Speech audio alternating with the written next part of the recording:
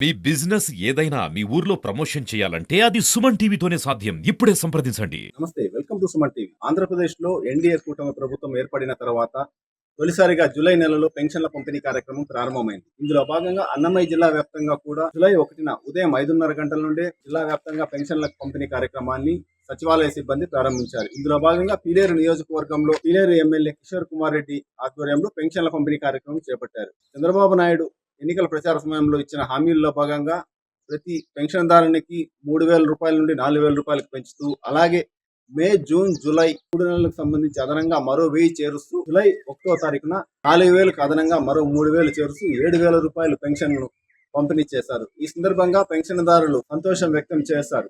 ఈరోజు ఏదైతే మాట చెప్పినామో ఎలక్షన్ ముందు చంద్రబాబు నాయుడు గారు కానీ మేము కానీ ఢిల్లీలో తిరిగి పెన్షన్లు ఏదైతే 4,000 చేస్తామని చెప్పుకున్నామో దాన్ని నెరవేర్చడం జరిగింది. అదేవిధంగా ప్రతి నెల 1,000 రూపాయలు పెంచి 3 నెలలకు 3,000, ఇప్పుడు 4,000, 7,000 రూపాయలు ఇవ్వడం జరిగింది. అప్పుడు కూడా 200 ఉండే పెన్షన్ చంద్రబాబు నాయుడు గారు 2,000 చేయడం జరిగింది.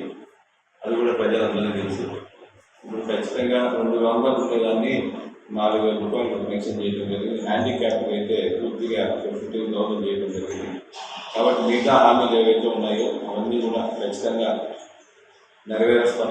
దగ్గరలో బస్ ప్రయాణం కావచ్చు, గ్యాస్ సిలిండర్ కావచ్చు, తర్వాత నిరుద్యోగ వృద్ధి కావచ్చు, ఏదైతే సూపర్ 6 ఉన్నాయో అవన్నీ కూడా ఒకటొకటి నెరవేర్చుకుంటూ ప్రజలకు ఏదైతే హామీ ఇచ్చినామో ఖచ్చితంగా మేము నీతివంతమైన పాలన ఇచ్చి ప్రజలకు ఇబ్బంది లేకుండా, అరాజకాలు లేకుండా పల్లెల్లో ప్రశాంత వాతావరణంలో రాజకీయం చేస్తాము.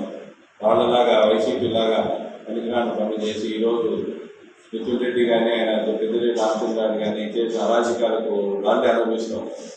ఈరోజు గవర్నమెంట్ కావాలన్నా మాకు హైకోర్టుకు పోవడం జరిగింది. అంటే గవర్నమెంట్లో 5 మంది కావాలంటే ఇద్దరికి గవర్నమెంట్ లేకపోతే బయట అడుగు పెట్టే పరిస్థితి తెచ్చుకున్నారు. ఎందుకు తెచ్చుకున్నారు? రూలింగ్ ఉండేటప్పుడు విగవీగారు. ఒకటి, రాజకీయ నాయకులు ఎవరైనా పదవి శాశ్వతం కాదు.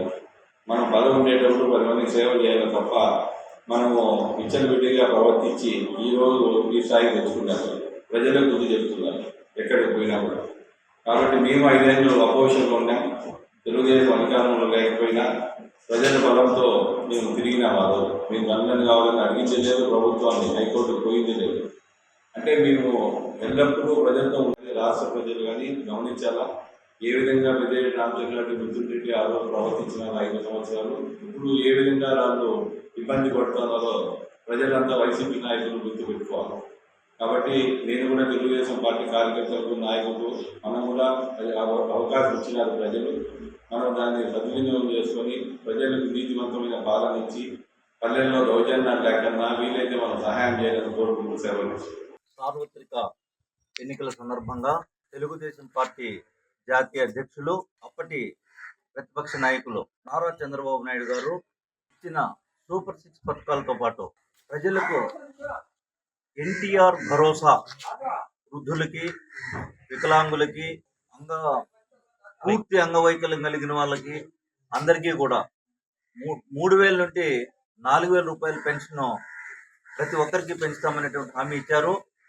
ఈరోజు ఆయన ఆ రోజు ఏప్రిల్లో ఎప్పుడైతే హామీ ఇచ్చినారో ఏప్రిల్ నుండి మే, జూన్ 3 నెలల 1,000 రూపాయలు, తర్వాత ఈరోజు ఇచ్చేటటువంటి 4,000 కలిపి 7,000 రూపాయలు ఇవ్వడంతో పాటు పూర్తి అంగవైకల్యం కలిగినటువంటి వాళ్ళకి 5,000 నుండి 15,000కు పెంచి ఈరోజు ఎన్టీఆర్ భరోసాను ఇవ్వడం జరుగుతోంది.